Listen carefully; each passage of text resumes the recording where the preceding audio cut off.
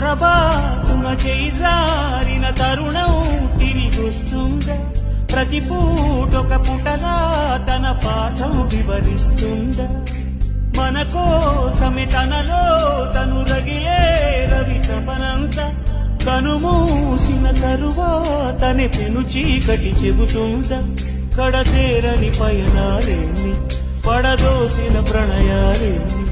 అని తిరగే ఛాయా చరిత పుటలు వెను చూడక పురికే కథలు తమ ముందు తరాలకు స్మృతుల చితులు అందించాలా ప్రేమికులు ఇది కాదే విధిరాత అనుకోదేం ఎదురీత 10 నెలలు తనలో నిన్ను మోసిన అమ్మైనా